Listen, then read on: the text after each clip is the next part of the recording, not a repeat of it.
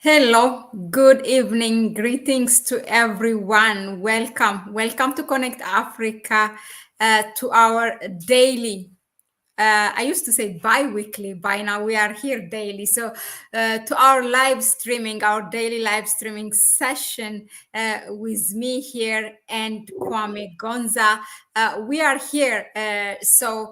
Today, to read or can we say to listen between the lines of the speech of President Emmanuel Macron of France, because it really concerns us, as he talked about Africa and particularly Niger.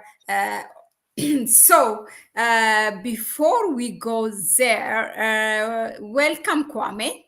It has been a while. Thank you very much, Mahlet. Yes, it's been a while since last week. That is when we had our conversation regarding BRICS, where we looked at the outcomes of the BRICS. I would recommend that people who are watching go out there and look at that video which we did on BRICS. It is very, very important that you understand the future of BRICS. Of course, we looked at the outcomes of the BRICS summit, but more so we need to understand what is the likely future of BRICS itself as an organization. And I want to go ahead also and appreciate those people who are new to the channel and have subscribed to the channel Connect Africa. We thank you very much, because the channel, we have seen that it is growing. We have seen the support is massive. But on top of that, we want to also to continue to encourage you to invite other people to come and be part of this journey that we are engaged in. Connect Africa is not only a YouTube channel, but it is an organization. It's a full-fledged African organization with a website where we publish on connecttoafrica.org. Even today, we published a couple of articles. You can go in there and read them and inform yourself. Aside that, we are engaged in groundwork. On the groundwork, we are working with different Pan-African organizations which are out there, pushing the African agenda and trying to find a solution to our problems. So this is the very reason why you, as Africans and Pan-Africanists, you have to support this channel. You have to support our journey and how we are pushing it, because we are not only doing it for ourselves, but we are doing it for all Africans. We are doing it for all African people across the globe. And it is very important to understand that our narrative as Africans has to be pushed by us. The fact that we have different civilizations with their narratives, the United States and the West, they have their narratives, which in many cases they have tried to force it on Africa. They have tried to force their narrative on Africa, and across the world, they try to force it. So it is time in this era, when technology and information and media spaces have been somewhat relatively democratized, it is important for us as Africans also to push our narrative. And that is what this channel is here to do. So we thank you once again, those who are supporting and continue to support the channel. Thank you very much. Thank you, Mahlet. Thank you very much indeed. So, family, as you are here tuned, you are here tuned with us, but please share the video with your network, so that let them come here, be a member, be a family, and share the knowledge. So let's jump into this. So France has been under fire for the past few years, I mean at least a year, ever since the coup, or the people of Western African countries, particularly Mali and Burkina Faso, now Niger, started to take over their own country, to decide their own destiny, to be able to control their own natural resources. So France really has been under fire, and particularly now in Niger. Now, so in the midst of this, where the ambassador of France refused to leave the country, where there is a lot of anti-France sentiment, if not in Africa, and at least in all those ex-colonial in paper, ex-colonial Western African countries. Such a speech on foreign policy was made by President Macron of France. Let's start before we go to the content.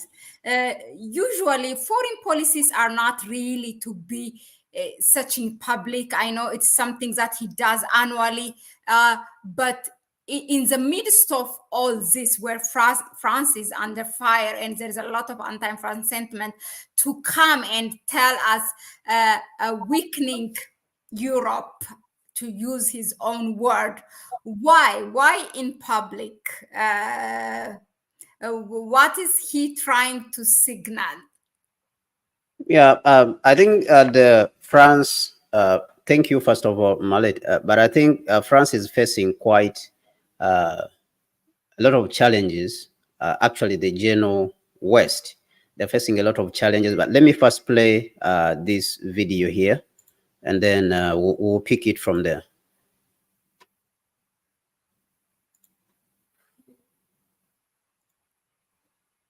French President Emmanuel Macron is making his annual address to French ambassadors today. He's been covering so far a series of topics, including France's role in Africa and what he called a weakening of the West's role in the world. Let's listen.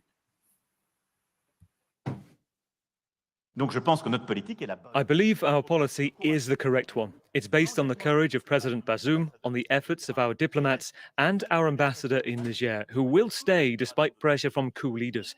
We do not recognize them. We support the president, who's not resigned.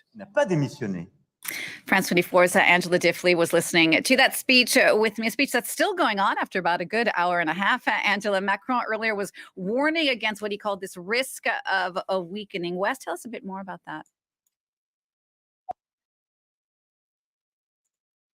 Yeah, so if you look at this clip, actually, they chose out at the part where Macron was speaking with a lot of strength, with a lot of determination, especially the part where he was speaking about Africa. And if you look at France 24, they purposely chose out this part where he's talking about Africa to achieve a certain goal. Because as you know, the media is there to achieve a certain goal. You know, contrary to what they tell you, that the media is independent, but you need to ask a question. If somebody tells you that the media is independent from who? Is independent from who? Because somebody is directing how this news is being broadcast out there with a purpose. Somebody has a purpose for this news. And for example, France 24 is a state media in France. Mm-hmm. BBC is a state media in France. So when you talk about, you know, independent media, independent from who? You see? So this is a question which has to be asked in many cases. If you look at Fox News, is Fox News really independent from the Republicans? So what France 24 did is that it decided to choose out this particular part where President Macron is speaking about Africa, because this is the only part where the president of France, Macron, was speaking with a lot of strength, with a lot of enthusiasm. And I believe that this speech has been highlighted a lot across the world because of the problems which France is facing currently in Africa and the fact that it depends on Africa for survival. That is why you see that there has been a lot of anxiety. And therefore, when it came to speaking about Africa, you know, the fear and the anxiety, all of it came out to power him towards, you know, being energized to speak with a lot of, you know, with a lot of strength, as if the whole speech, as if the whole foreign policy of France rotates around the continent of Africa. So he spoke with a lot of strength. So these French media thought that this is the only appropriate part. But when you look at the other parts of the speech, to answer your question, which you asked, that why now? Why are they talking about French weakness at this point? It is because France and the West, because in his speech, he mentioned that the world has become very complex. Today's world has become very complex. He emphasized that things have become tough. These are the words he used. Things have become tough and complex, you see, and the West has become weakened. These are the words of President Macron, and he said, especially Europe. This is simply because they are really facing a lot of challenges, on top of the fact that they have challenges with competition from China regarding the automobile industry. Because if you look at France and Germany, who are the leaders in Europe, the industries they have been dominating right now, or for currently, which they are dominating, or they have been dominating for the last period since World War II, it is the industries of the automobile and aircraft manufacturing. Now, they are facing a lot of challenge from China. China has recently become one of the #1 producers of aircraft. I mean, #1 producers of automobile companies, automobiles, cars, because Japan is the one who has been leading in this area. So China last month surpassed Japan as the biggest producer of automobiles. Now, this becomes a threat because all these countries are NATO members. If you look at Japan, if you look at Europe. Now, Germany is also doing a lot of sales in China. And we did an analysis on this, with the visit of Macron, the visit of Olaf, the Chancellor of Germany. So this is a threat. Now, when you add on top of that, the problems they are facing in Africa, that they are being kicked out. If you remember, we mentioned in our analysis here that in Niger, there was French troops, there is American troops, there was Germany troops. Germany. So you should ask yourself, what is Germany doing in Mali and Niger? And does the African Union know about this? So there was Canada. Canadian troops are there. Belgium troops are there in Niger. So what are they doing? So all these are European and Western countries. Now, Macron sees this as a challenge to the Western world, and the future, especially for Europe, is uncertain. And as the leader of Europe, France, as the leader of Europe, together with Germany, they are seeing that the future is really uncertain and they need to pick up and start acting in a certain way. But also, on top of that, they see the challenge of the dependence, security-wise, on the United States, also as concerning. So technologically, they're having problems of the challenges, as I mentioned, from China. China is now manufacturing its own aircraft. The Comac C919, the narrow-body aircraft, has been launched. Already it was launched in May, and 2 of them are now in operation. So this is a challenge to Airbus, and Airbus is from France. Even though it is being looked at as a European airplane company, but it is from France. Now, Peugeot, Renault, these are all companies, automobile companies now, which have been selling a lot of cars, in China. But now China has started manufacturing its own cars en masse. A lot of them are now is the leader in this kind of technology. So that is the challenge. That is the challenge. So if you remember that he was speaking about strategic autonomy when it comes to security. Yeah. So he mentioned this. So he sees this as a challenge. The fact that Europe, when it comes to security, is depending on the United States. And so he mentioned the creation of that Europe should be able to come up with its own military architecture, which is not necessarily in competition with NATO, but at least something which Europe can stand on its own, that it is the majority. So he used that word, whereby Europe is not the minority. So he used the word minority to show that the United States is dominating them. So this is another issue. So they are facing tremendous challenges, and of course the materials which he mentioned that the China has now control over the strategic minerals, which are used in the production of semiconductors, which of course an issue which the United States also has been concerned about very much. So it is looking uncertain. The future is looking very uncertain in Europe, and there's a lot of anxiety. There is a lot of panic. There's a lot of fear.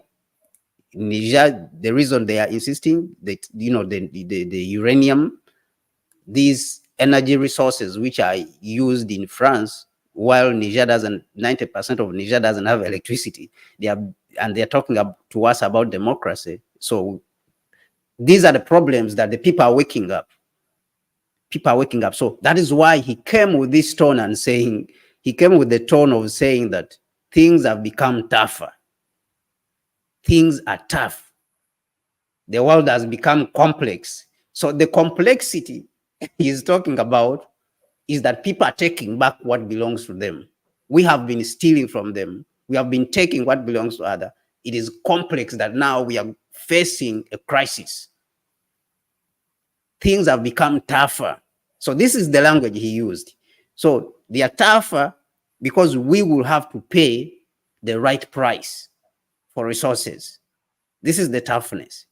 So this is the risk which they are mentioning, that Europe is becoming weakened. There is an article which I published in 2020, and in that article I was doing an analysis on why the West has been weakened.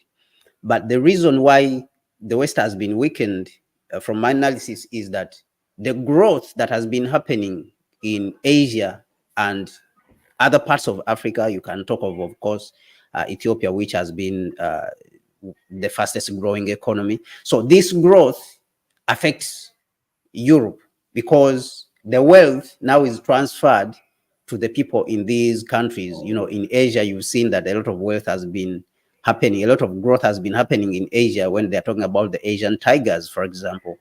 Even the countries which are surrounding China have grown due to the growth of China. Now, that growth also is being reflected in Africa because Africa has been exporting a lot of raw materials to China at relatively, fair prices.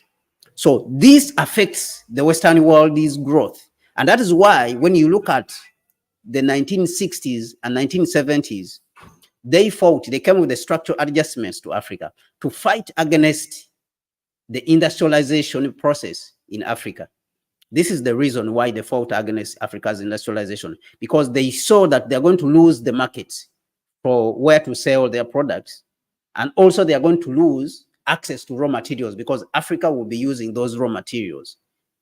So now they fought it very hard when it came to the 1960s, because after independence, we were developing quickly. We had nationalist leaders during that period that were putting up industry all over across the African continent. So they came and killed those leaders and destroyed Africa's industry and slowed Africa down so that they can continue to have access. Now, during that period, they succeeded. But now what is happening in this period is that they are looking at the situation, that this situation is back. It's like this situation is back. Now, this is where the future becomes uncertain. And also the fact that Africans have woken up. And now we can analyze and look at situations rationally and say, this is the beneficial pattern for us to deal with on the global stage. This is the more beneficial pattern. Africans have seen through the lies that have been told for a long time. Now the Africans are choosing China, they are choosing Russia. You go to the United Nations, for example, the votes, Africans are abstaining from votes. Actually, Macron also mentioned the issue of votes, that nations at the United Nations, they voted with Russia, and some of them abstained, of course, which signifies that they don't want to vote with the West, that they have to change this, they want to change this. So this is what is becoming a problem to them. This is becoming a burden to them. And of course, BRICS, you spoke about BRICS also. BRICS is a big issue, that this has weakened Europe. So they see that this is a challenge to them, that the fact that people are waking up, the fact that people are building a new world order, which is not controlled by them, the West. So because they are not controlling the new system that is being built, this is the fear that Europe is going to slide back into poverty. It's going to slide into, unspeakable poverty. Economies are going to collapse because Europe, if you look at it, it doesn't have resources. And this is why they are waging a war on Russia, because Russia is huge and yet Russia has a smaller population and Russia has a lot of resources. They don't have energy resources. One of the things he was lamenting about was the energy resources also. So this is a moment of fear for them. This is a terrifying period for them, that if these people break away from us, if these Africans break away from us, what are we going to do? And so that is why you see that they are responding in this kind of way. And it is confusing. Actually, the moment, this moment for them is confusing, is terrifying, and is the one which is causing all this anxiety, which we have consistently spoken about, even when you look at the French media.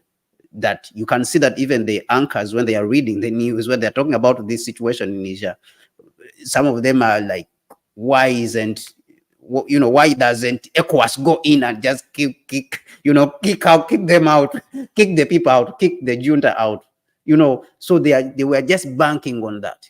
So now they are looking for excuses, of course, like how you saw that.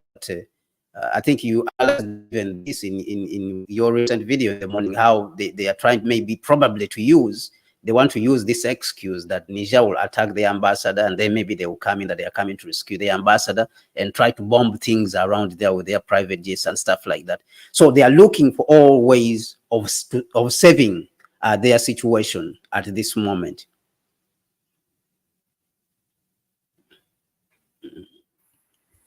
Thank you. Thank you, Kwame. In fact, I think you covered kind of the contents that has been, or the issues that has been raised by President Macron in his speech. So now let's talk, if you can examine for us his speech, particularly with regards to Africa, where he talked about Niger and the ambassador not leaving the country and supporting that.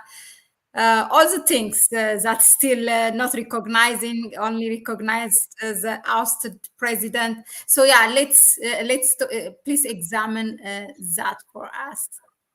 Yeah, so let me first go to where he spoke about of course, he spoke about the immigration, and we know that Africans have been, dying in the Mediterranean to go to Europe.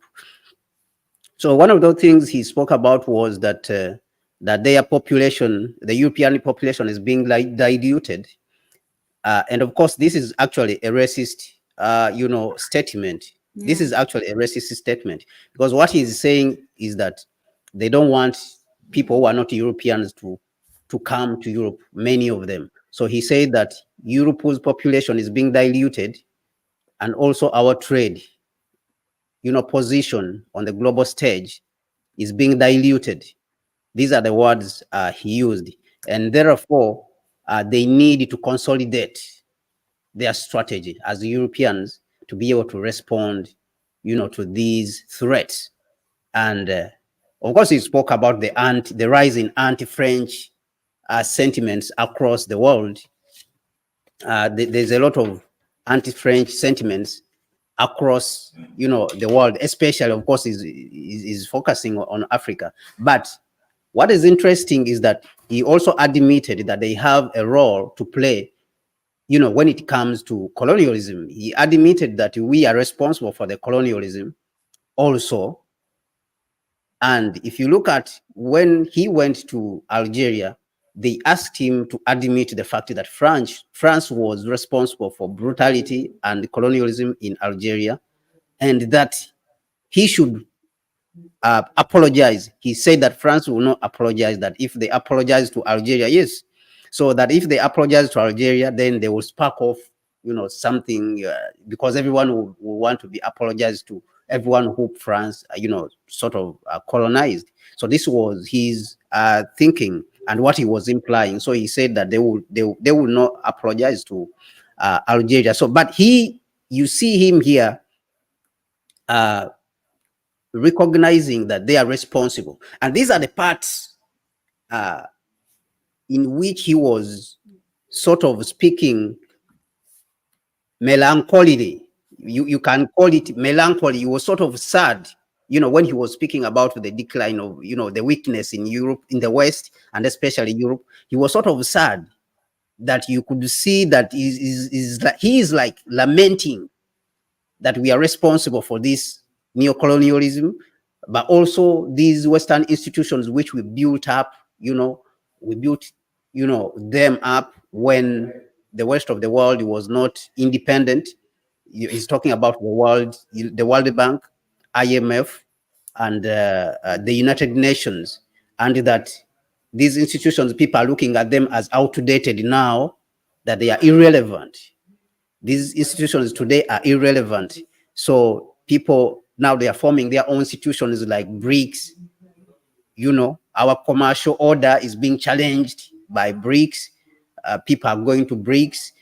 So it looks like we are declining, and other countries like the United States and China also are engaging in protectionism. For example, if you remember the United States CHIPS Act, the United States gave subsidies to its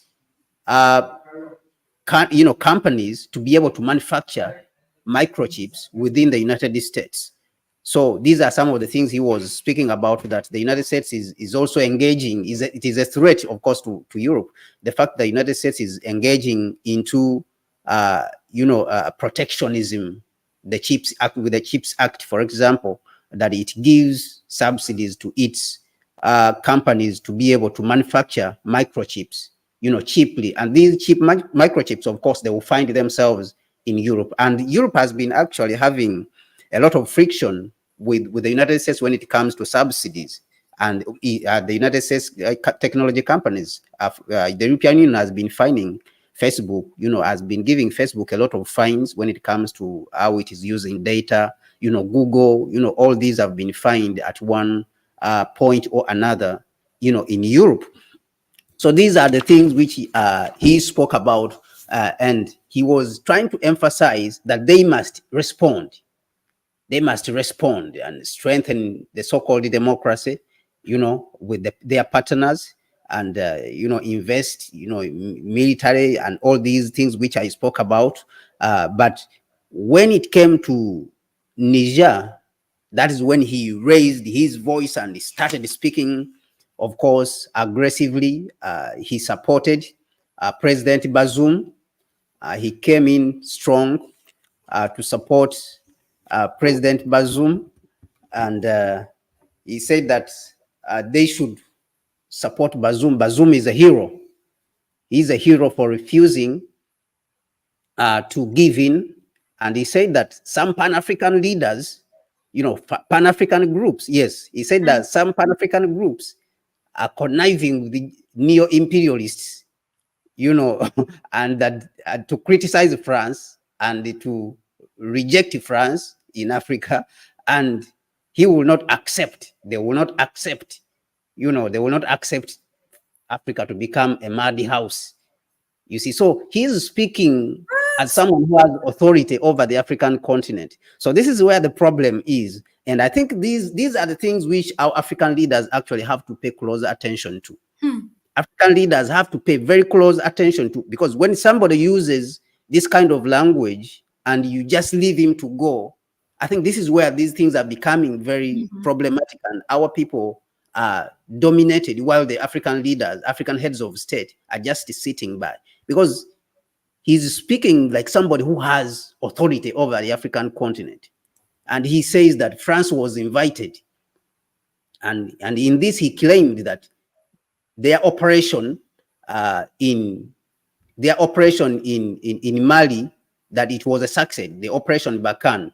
So he lashed out also at the French leaders in France who criticized the fact that France went to Mali, and who say that Operation Barkhane which France carried out in the Sahel, that it was failure. So he said that these people are conniving with the enemies, with France's enemies. They are speaking France's enemies' language. They are speaking the same language with the French enemies.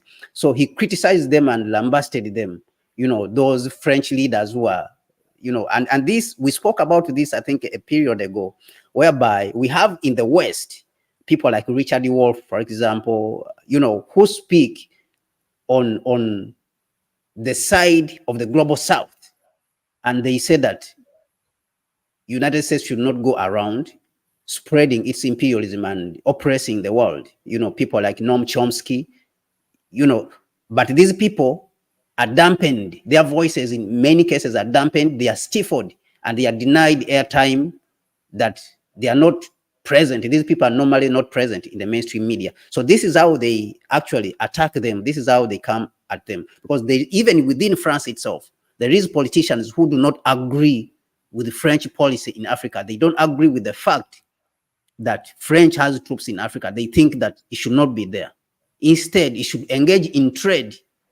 But France and the United States and the other European countries, they think that they should be there militarily to force African countries to give them the resources by force without doing fair trade. So we have a lot of these people in these countries who want to support Africa and the African cause. But in many cases, you find that these people, they are silenced. They are silenced by the elites and the mainstream media. So he's saying that they will stay, you know, they will stay in Niger by force.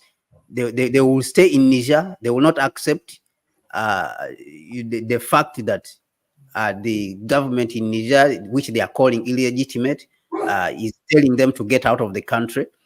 So they will stay in Niger, and they have to be firm.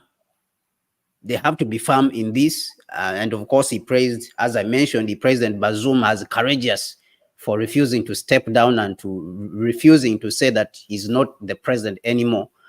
So this is how he decided to approach the issue of Niger. But he goes also ahead to say that they will make adjustments in partnerships. What he's saying that they want to employ a more hybrid, you know, way of looking at cooperation with the states which are rejecting them. For example, that they will, instead of only looking at the military option, they will first look at the political option before looking at the military option. But then he goes on and says that their engagement has only been at the political level.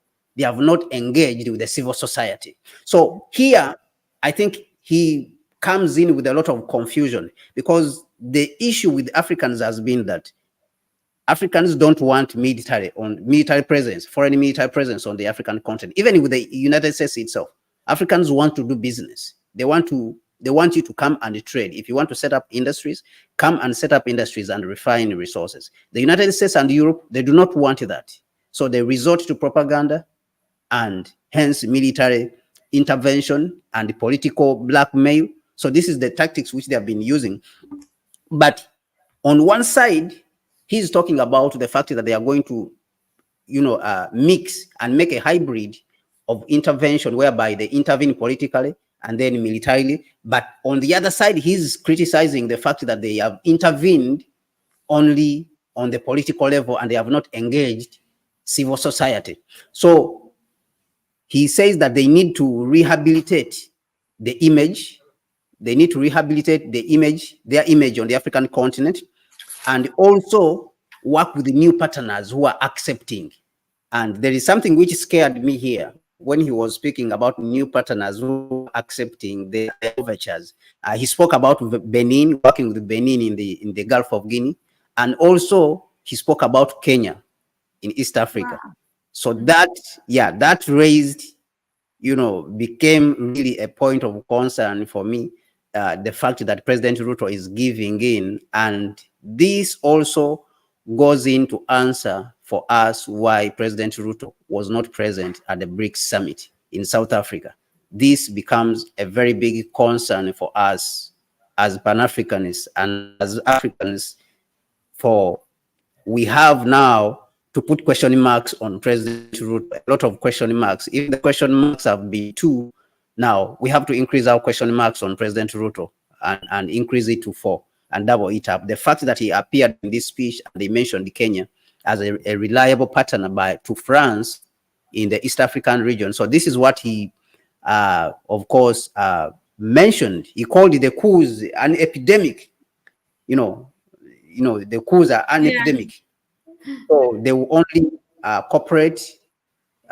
They will see how to cooperate with their partners, as I've mentioned, in the Gulf of Guinea with Benin. But of course, he did not speak of, Gabon. Gabon is also a very, reliable partner when it comes to France and its imperialist activities. That is why you see that some of these countries, many Africans don't, rarely hear about them. Cameroon, Gabon. It is because France is there, is dominating and is exploiting the energy resources. So they do not talk about it. So regardless of how long people like Paul Biya of Cameroon has been in power for more than 41 years, the French will never talk about democracy when they go to Guinea. I mean, when they go to Cameroon, but they will be harassing all the other African countries which are resisting them. Those ones which are not resisting, like Cameroon, in Cameroon, where they have their man, Paul Biya, and in Gabon, the president actually currently is running for the 3rd term, the president of Gabon. They don't talk about anything. Now, over there, democracy doesn't apply.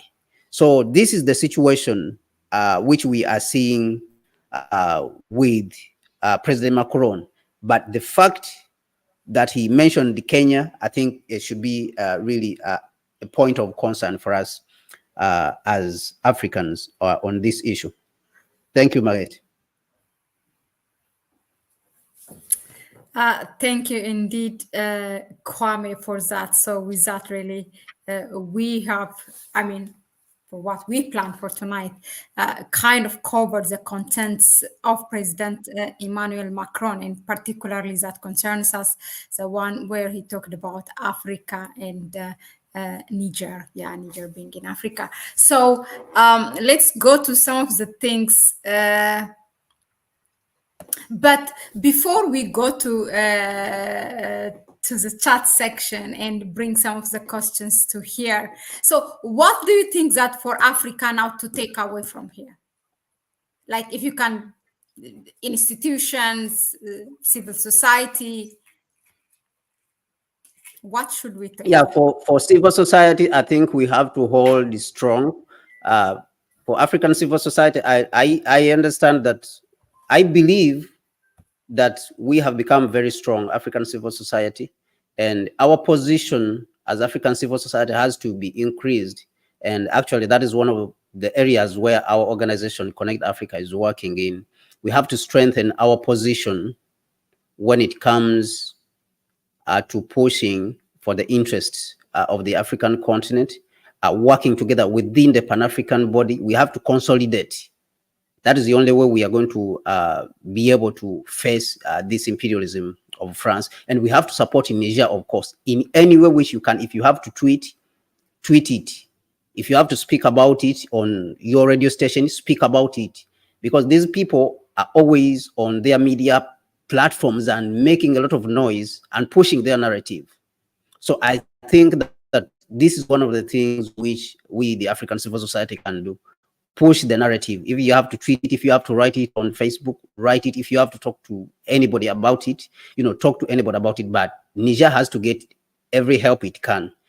On top of that, I think that the African civil society, we have to join the Pan-African organizations.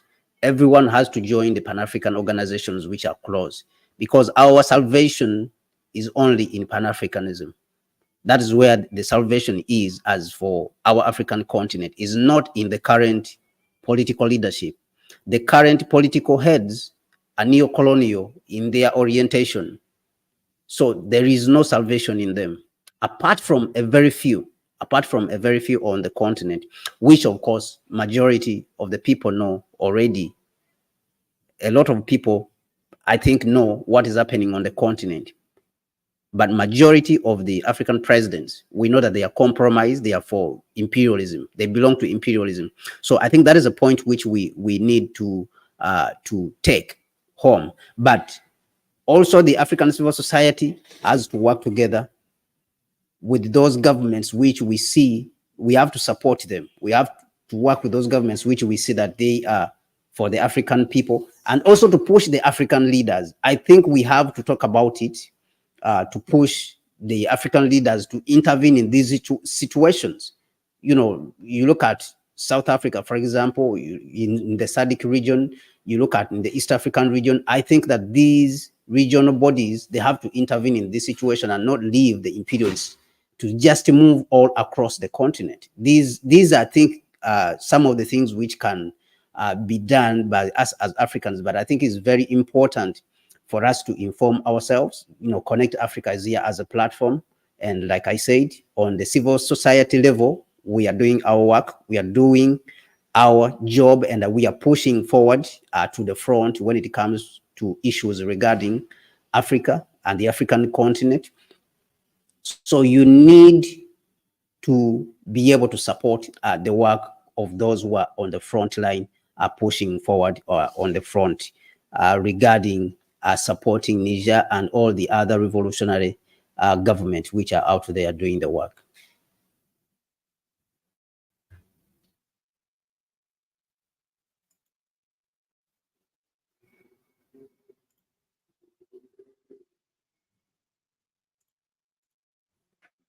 Okay, I was muted. Yeah, speaking of Ruto, this is like the fourth, as you said, the fourth question mark. It starts with sending police to Haiti on behalf of US, and then coming out and talking against Niger or backing the military intervention, and then missing out the BRICS summit. That is 3. Number 4, now we hear that Emmanuel Macron is talking about agreement with him. So the points are increasing, the scores are increasing, and the man is quiet now, actually. We used to hear him talk a lot, you know, in different summits. He's a person who was using every summit opportunities. Now he's not there. And actually, was it which minister he was represented by? And he has the courage to invite the leaders to a summit in Nairobi. That is that. So let's go to our comment section. Let's talk to the family. Let's see what they first. I think I remember Aaron has a question. It might not be related to this topic, but the African Union, unless it's financed by us, that there is no solution.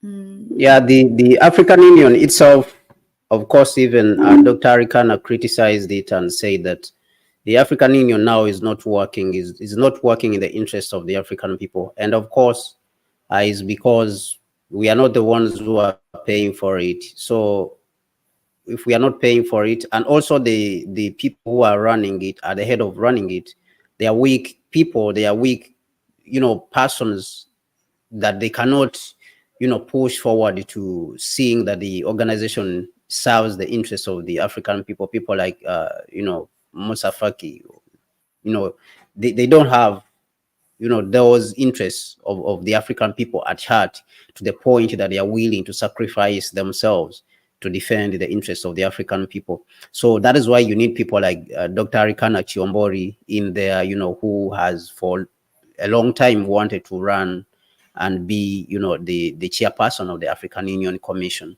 So it is a challenge, of course, but I believe that the salvation of the African continent will majorly come from outside, because if you look at all revolutions, majority of the people who have been causing these revolutions, even when you look at the independence movement, they are not the ones who have been, it's not the elite, because the elites are there to protect the system which they are enjoying from. It is unlikely that they will cause any change. They normally come from, the people who normally cause these changes normally come from outside. And of course, they normally come from, you can talk of the middle class, of course, educated people. If you go to Cuba, you can look at people like Castro. He was an outsider, he was not in government, but of course he was educated. If you go to China, you can talk of Chairman Mao. These were all outsiders, they were not in the government. If you come to Ghana, Nkrumah, he was an outsider, you go to Congo. So all these countries where independence came up, they were outsiders. So even in this period, if you look at history and you really believe in history, then you should be able to make that analysis and understand that the salvation is supposed to come from within us who are outside. The revolutionaries who are looking at things from here, and we are seeing what is supposed to be done. We are seeing where the continent is supposed to go. But we have to believe that it is possible that we can do it, because from all generations, they have faced their challenges. And of course, the question would be, how do we face the neo-colonial forces that they have, the militaries? And that is the challenge, of course. That is the challenge of our time. And so that challenge, we have to meet it by talking to ourselves. We have to find a solution. So you have to ask yourself, how did our ancestors confront the colonial militaries? How did they achieve it? Because during that period, France, Britain, Germany, all of them were very powerful military, but many of them took up arms and they were able to defeat Germany, defeat Britain, Zimbabwe, even South Africa, Guinea-Bissau, all these countries, in Kenya, the Mau Mau were able to defeat. So you have to understand that it is a sacrifice that has to be made. And every generation has its own challenge. But from that analysis, I think we should be able to determine and believe that we can do it if we organize very well. As they say, the organization, everything is about organization.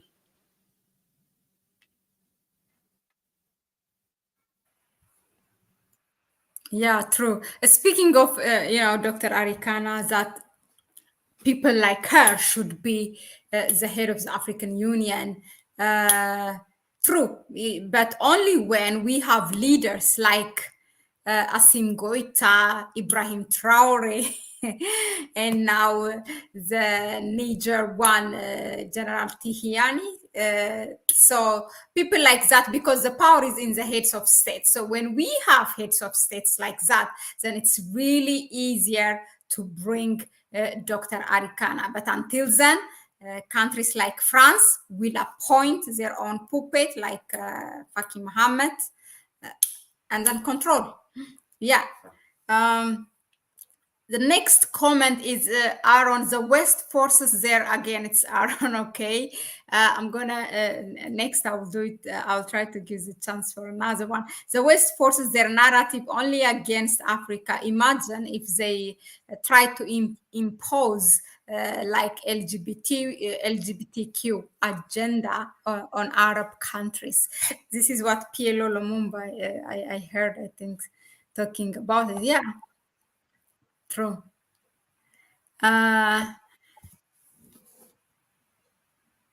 Okay, Mikey says, let's be real, guys. All governments are bulldogs for the private corporations. The foreign policies of most, if not all, governments, in brackets these days, is first to secure benefits for their own country. True. Okay, propaganda is everything the West to push their narrative and agenda. Africa needs its own secure networks. Yeah. That's why we are trying to do our own here. Africans, this is washing well. Africans wake up and support Niger's right to self-determination. This is a fight against its colonizers. The AU should stand with Niger as just as EU is standing with France. That's exactly what we said in our brief today, this morning, about Niger. Where is the AU? EU has backed France. I mean, not surprising, but yeah, where is the AU? Where are the other regional organizations? Not ECOWAS, but others, like the Northern, the SADC, that we have heard. Those are the regions that opposed within the Peace and Security Council of the African Union. Where are your voices? Like, why don't you be public? What are you so afraid of to come and support the people? Really, we have seen on the Strait of Niger what people are talking about. It's not just the military administration. This is what the people wanted. Yeah.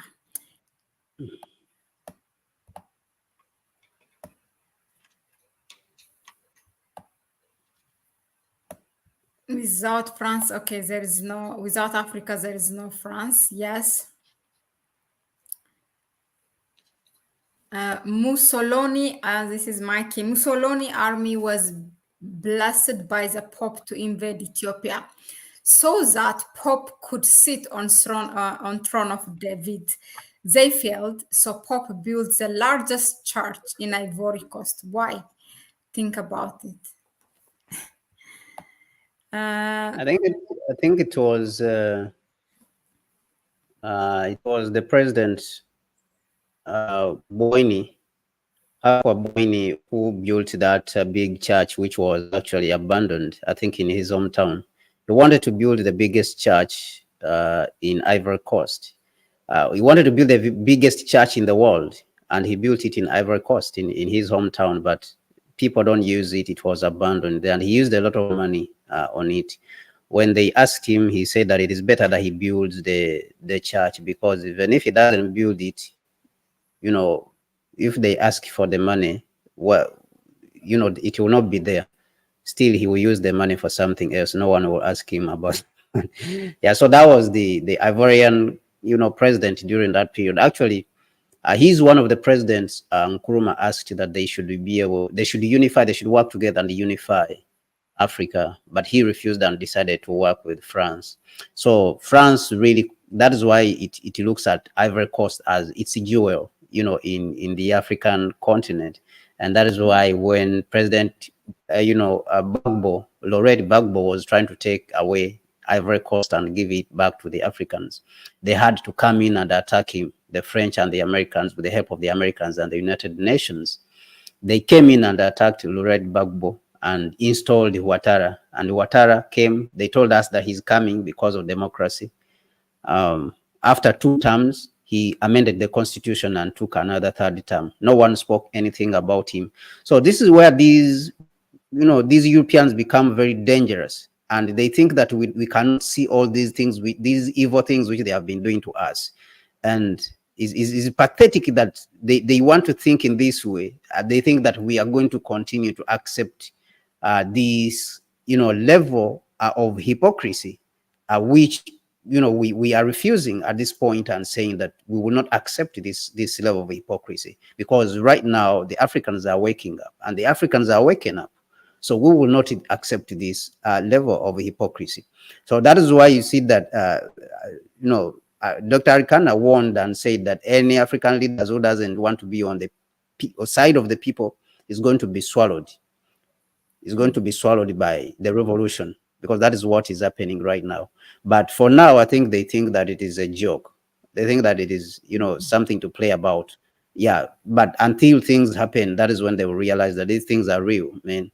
It is really a revolution. When it starts eating, if it eats another country in addition to Niger, then they will they will understand that this is very serious. Yeah, they think it's just a business of some few Pan-Africans talking about it. Yes. Too. Or they know the extent of it, but they just don't want to. Because our people have been stifled for a long time. The people are really tired of the system, which doesn't deliver anything for them. And yet you are mentioning democracy all the time is democracy. But people are dying in hospital, there's no medicine. I mean, what type of democracy is that doesn't deliver medicine to the hospital? And our resources are just going out. Our banking system is captured by the West. Our construction companies are captured by the West. They are the ones who construct the roads. Everyone gets the construction companies, the construction of roads and railways, but Africans don't get any contracts to construct these roads and bridges and whatever. So they are just benefiting, and they are telling us that it's democracy. So it is democracy. If Europe is benefiting from us, then that is democracy. So I think that people are now waking up to these realities, and they have been stifled for a long time. You will be surprised that if such a coup happens even in Ghana, people will come out and celebrate and say, we are tired of this system. We are really tired of this system. And yet they are telling us that Ghana is the beacon of democracy. And all the other countries, and, you know, where they are saying there's democracy, you know, Ivory Coast itself, you know, they say is democracy when Ouattara takes a third term, and France did not say anything. The United States did not say anything. The United Nations, which makes a lot of noise, did not say anything. The African Union did not say anything. ECOWAS did not say anything. And they are telling us now that democracy is at stake. But it was not at stake, you know, in Ivory Coast when Ouattara was taking a third term. Right now, it is not at stake when another president in, you know, in Gabon is taking a third term. Over there now, the democracy is not at stake. It's not, that one is not a coup. And France is not making any noise about it. Gabon, you know, when they are amending the constitution for the man to take a third term, the United Nations is not making any noise about it. And they're telling us that in Niger, democracy is at stake. So I think that as Africans, we need all of us to support, you know, the revolution that is happening in Niger. We should even stop calling it a coup. We should call it a revolution.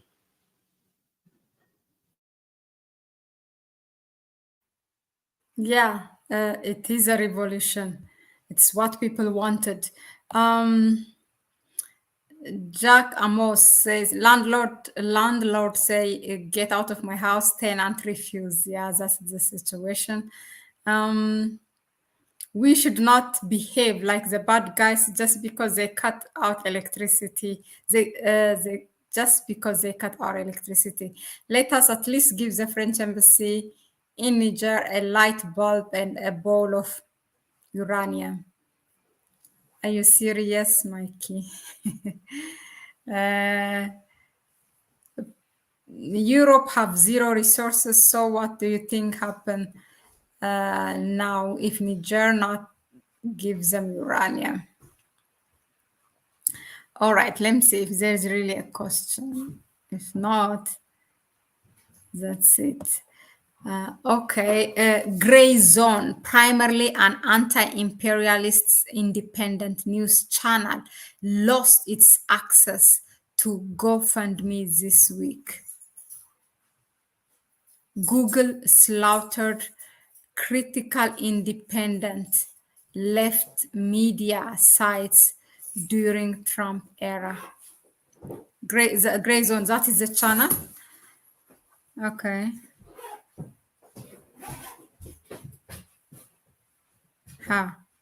So yeah, it's all in their control, the technology. So one day they can shut off everything. And by the way, it was I think the same Anton who brought it to our attention.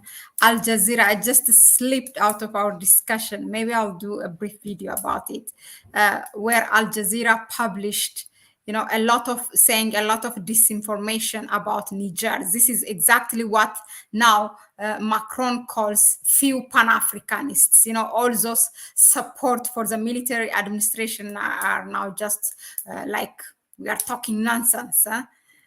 So yeah, they can. No, so there's also this tendency because he said that the Pan-Africanists are conniving with the neo-imperialists. So what he's calling neo-imperialists, he himself, he doesn't call himself an imperialist. Yes. So what he calls neo-imperialists is France and Russia. So so there's this tendency of looking at Africans as incapable of recognizing the exploitation that has been done on us for the last 600 years. So whenever we stand up and criticize France's exploitation, the United States' exploitation and enslavement of our people, and their neocolonialism and their colonialism on our people, and exploitation of our resources, they say that they are being supported by imperialism. I mean, neo-imperialism. They are being supported by Russians. That is, Russians, they are talking for Russians. They are talking for Chinese. So there's this tendency to try and fool us as Africans, and they, because they look down on us, you see.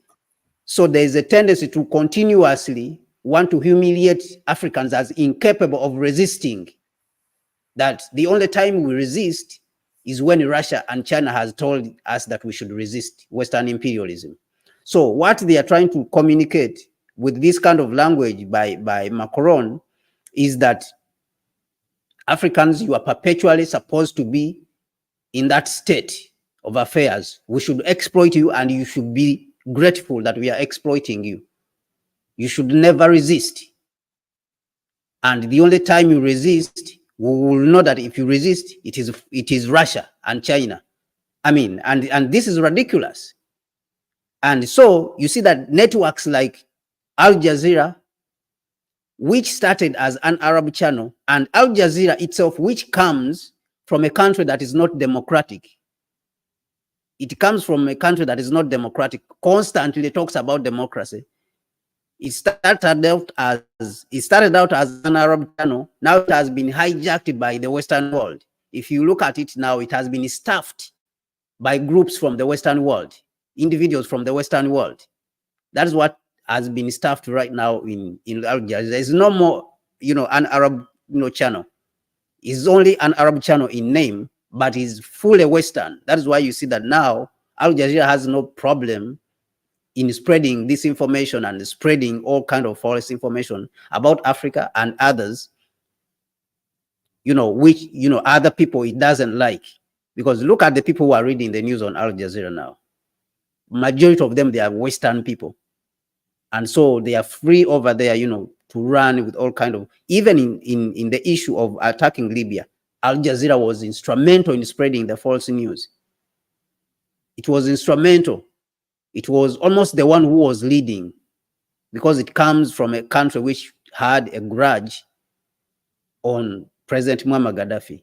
So that Al Jazeera, we have been watching it for a long time, how it has been evolving and becoming fully westernized right now.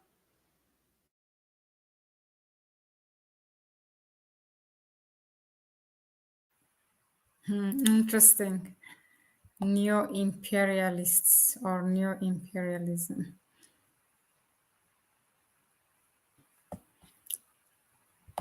Yeah, I think that's it for us. Education without inspiration is a failure. Please read Kwame Nkrumah's Class Struggle in Africa if you haven't. The people in all the villages need to be stakeholders in the future. Well, Kwame always refers to Kwame Nkrumah's book. That's a comment by Get Black With Me. Interesting name, by the way. But yeah, so that's what he commented. All right, then. That was it for us. 1 hour and 3 minutes. We were here with you. Thank you very much for tuning in, and thank you, Kwame, for your time and explaining and dissecting that speech of Macron. Yeah, so we will meet again on Thursday or tomorrow maybe as well. Next is we are going to analyze the election in Zimbabwe. It's still a lot is going on. It might be hijacked, it looks like. But we watch, we will see. Yes, have a good evening, and thank you very much. Continue to suggest whatever you think is worthy to bring it here. We will do our homework and we bring it. Email us, contact us, share the video. Please subscribe and share it with your network. Support us through our PayPal accounts. It's really important for us. And yeah, but furthermore, you can share the video. Then don't forget to tune again tomorrow. Until then, bye-bye. Ciao, Kwame. And thank you, everyone. Have a good evening. Bye.